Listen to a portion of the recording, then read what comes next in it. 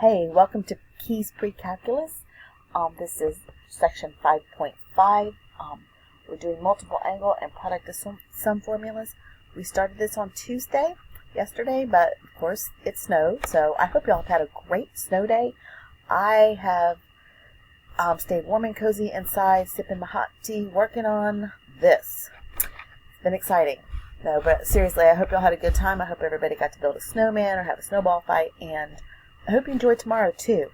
But because we are not meeting, I have to make these videos because we can't get behind. So yesterday we did some problems with the double angle formulas in trig, and we are going to continue that today on this video. Plus, I'm going to work on some examples with the power reducing formula and the half angle formulas. And then I'll make a separate video for the rest of this section that have to do with the product to sum formulas and the sum to product formulas, because there's lots of examples. But I want you to be able to do your homework this weekend, and I want us to be able to move on. So what I'd like you to do, just as a quick review, I want you to go to page 382 and try number 18. I want you to pause the video and work on it, and then come back and I'll have it worked out for you just to check to make sure you're on the right track. See you in a sec. Okay, page 382, number 18 said find the sine of 2u, cosine of 2u, and tangent of 2u, given that the cosine of u is negative 2/7 and u is between pi over 2 and pi. So that puts it in which quadrant? Yes, the second quadrant. So let's go ahead and draw a picture of that. And poof, my picture magically appeared. You can see that it's in quadrant 2, so I drew my triangle in quadrant 2. My angle is u, and cosine is adjacent over hypotenuse, so it would be negative 2 because it's going in the negative direction over 7. And then by the quadratic formula, I could figure out what my opposite or my y value is, which is 3 squareds of 5. And poof, again, here is the solution. Go ahead and pause your video one more time and check your work against mine. But I just wanted to remind you that because you can't find the sine of 2u, because you don't know what u is, you need to use the double angle formula and turn the sine of 2u into 2 of twice sine u times cosine u. And you do the same thing for cosine u, and then tangent u, you can either use the formula we give you in the double angle formula, which will give you the same answer, or because tangent is just sine over cosine, then tangent of 2 theta is going to be sine of 2 theta over cosine of 2 theta. And I know I wrote theta instead of u. I'm sorry for doing that, but it was an accident. And then, so you can just take your two answers, sine of 2u, and put it over the cosine of 2u, and then simplify. Go ahead and study it for just a minute. Okay, the next thing we're going to do with our double angle formula is we are going to derive a triple angle formula. In other words, we're going to use our double angle formulas to find what the formula for the sine of triple the angle x, or the sine of 3x. We'll just do it for sine. We won't do it for cosine or tangent. If you want to try those on your own, you're welcome to. But we're just going to do sine today. So the first thing we're going to do is we're going to take this 3x and we're going to write it in terms of a double angle and a single angle. And that's exactly what I did here. I took sine of 3x and I turned it into sine of 2x plus x. Oh my goodness, but this looks like the sum formula it looks like the sum of a sine. So we can use the sum formula of sine. Let's go back and look at what that is really quickly. Here we have the sine of u plus v is equal to the sine of u times cosine of v plus the cosine of u times the sine of v. And we're going to use that in our derivation. Do you see how I've written that up there? The sine of u plus v is the same as the sine of u cosine v plus the cosine u sine v. And I just did that with 2x and x. The next thing I'm going to do is I'm going to use my double angle formulas to take the sine of 2x and the cosine of 2x and simplify those. The sine of 2x becomes 2 times the sine of x cosine of x, and then we just multiply that by the cosine of x right there. We just bring that down. Okay, now we've got to figure out what to do with this cosine of 2x. We've got three choices. I'm going to go ahead and choose the last one, 1 minus 2 sine squared x, to replace my cosine of 2x with, because I'm multiplying it by sine x already. So I'm going to replace that with a 1 minus 2 sine of x, and I'm going to multiply that by the sine x that we already have, which is right, it comes from right there. All right, and now let's go ahead and distribute that through and simplify a little bit. So this left half of the equation becomes 2 times sine x, and cosine x times cosine x gives me cosine squared x, plus if I distribute the sine x through, then I get sine x times 1 gives me sine of x, minus 2 times, oh, this should have been square right here. I'm sorry. So this sine x times 2 sine squared x is 2 times sine to the third x. Now I have almost everything in terms of sine except for this part right here, cosine squared x. And I can rewrite that by the quadratic identity I can rewrite that cosine squared x as a 1 minus sine squared x. So I'm going to go ahead and do that. So I went ahead and changed my cosine squared x into 1 minus sine squared x. Now I'm going to distribute that left term. So 2 sine times, or 2 sine x, I should have an x here, I'm sorry, keep forgetting to put some numbers, or some letters.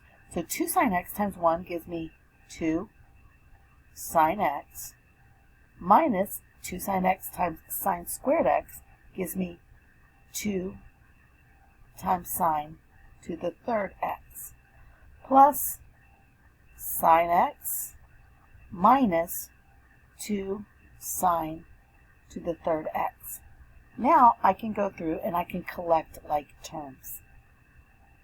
As you can see, 2 sine x, positive 2 sine x, and positive sine x are like terms. They give me 3 sine x, and then negative 2 sine to the third x plus a negative 2 sine to the third x are also like terms, and they give me 4 sine to the third x. So I'm going to rewrite all that up here at the top neatly. So as you can see, sine of 3x is equivalent to 3 times sine x minus 4 times sine to the third x. If you wanted to go ahead and derive triple angle formulas for tangent and cosine, you can try that on your own. I'd like you to look at page 382, and we're going to try problem number 24 together. It says to use the double angle formula, use a double angle formula to rewrite the expression, and then use a graphing utility to graph both expressions to verify that both forms are the same. You can do the graphing part on your own. We're going to do this part together. So they give us 4 sine x cosine x plus 1, and they tell us to use the double angle formula to rewrite it. Well, I could rewrite this 4 as a 2 times 2 sine x cosine x plus 1, can't I? And doesn't this sine x cosine x right here,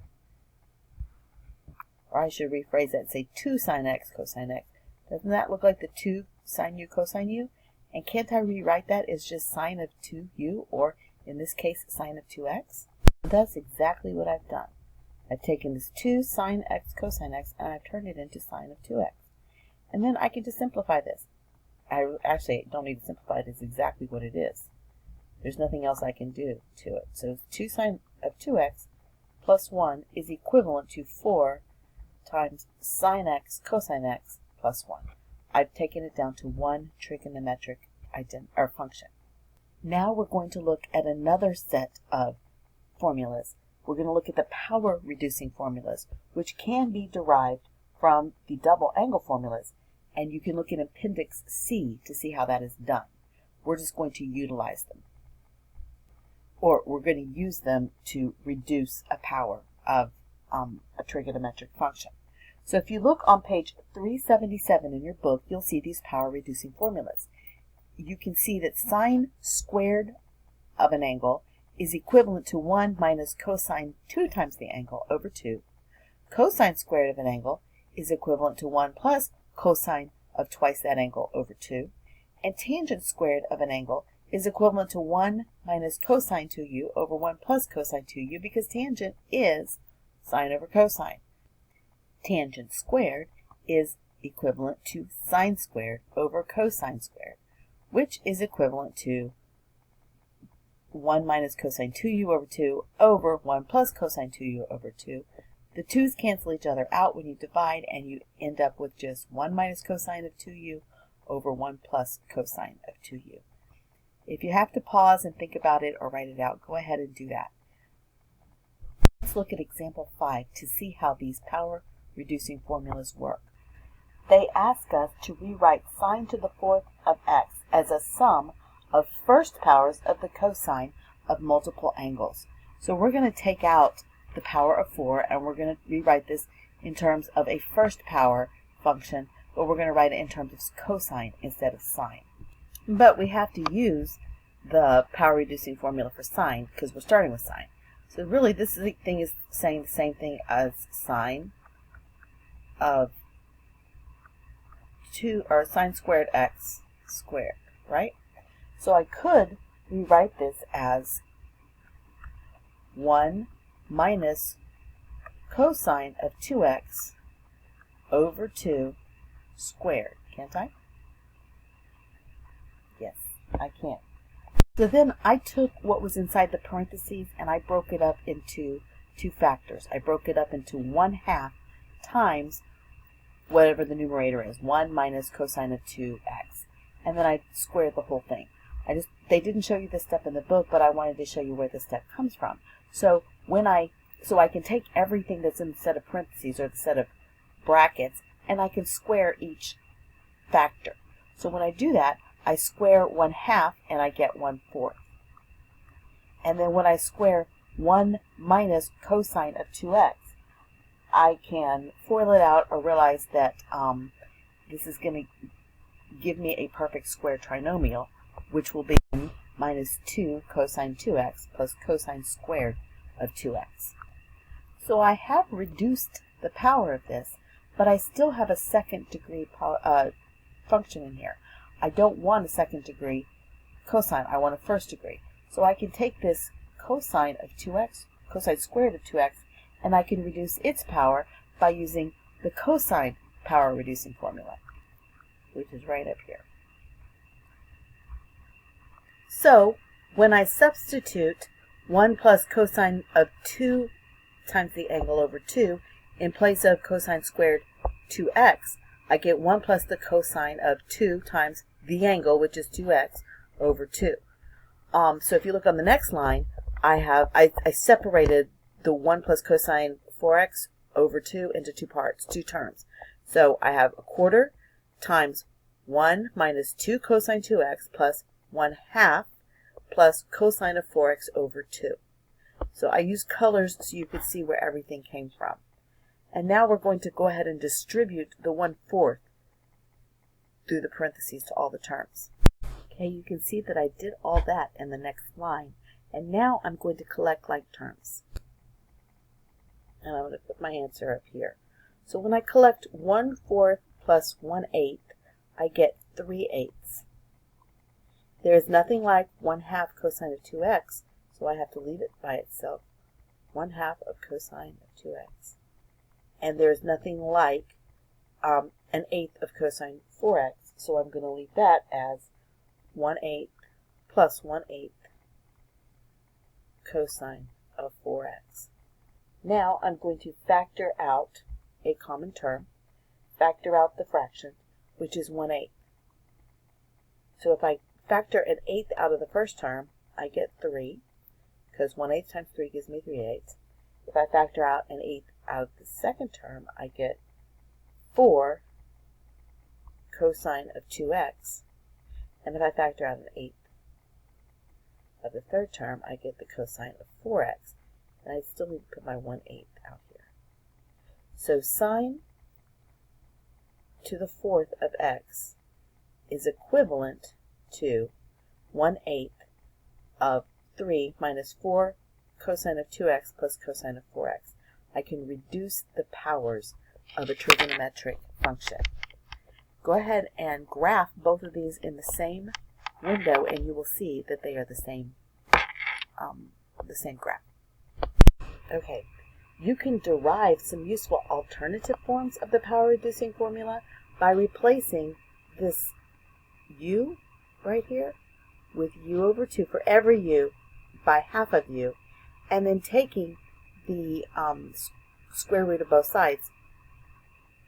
So when we replace every u in here with u over 2, and I take the square root of both sides, I get this half angle formula.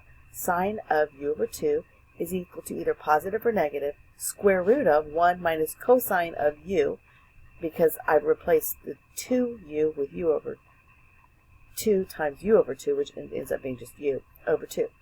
Same thing for the cosine squared of u. If I replace the u with u over 2, or half of it, and then take the square root of both sides, I get the cosine of u over 2 equals a positive or negative square root of 1 plus cosine u over 2. And then lastly, if the tangent of half an angle is the same thing as saying the sine of half an angle divided by the cosine of half an angle.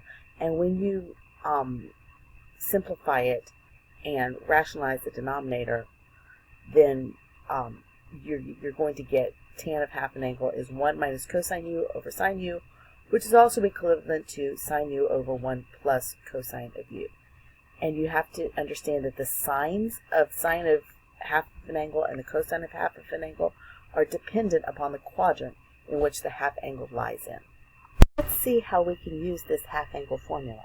If you look at example 6 on page 378, they say to find the exact value of the sine of 105 degrees. So I went ahead and drew the picture that they have in the book of the circle showing 105 degrees. Now, on the graph. Now, 105 degrees is half of 210 degrees. So I'm going to draw 210 degrees right here. Let's see if I can. And what's special about this is 210 degrees has a reference angle of 30 degrees. It's 30 degrees away from 180, or pi. So we can now find the sine of 105 degrees using the half angle formula and cosine of 30 degrees. I'll show you how that works. So I wrote up here the sine of 105 degrees is equivalent to the sine of 210 degrees divided by 2. And then I'm going to use my half angle formula. So that's equivalent to the square root of 1 minus cosine of 210, the entire quantity over 2. Now, as I said earlier, the cosine of 210 has the same reference angle, or has a reference angle of 30 degrees. But because it's in the third quadrant, cosine is negative. So when I rewrite it, I'm going to rewrite it as 1 minus the negative of cosine of 30 degrees. Quantity over 2, and this is all the square root of all this.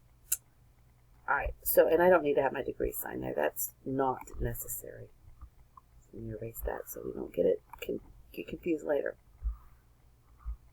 So when I simplify this, this is the same thing as saying the square root of 1 minus the negative, so that would be plus, and then the cosine of 30 degrees is the square root of 3 over 2. It would be 1 minus the negative square root of 3 over 2, which means it being 1 plus the square root of 3 over 2. All of it over 2. That's taking the square root of all that. And then when I simplify, when I multiply everything out, or not multiply, but rationalize the denominator, and I simplify everything, collect like terms, I end up getting 2. The square root of 2 plus, underneath here again, the square root of 3.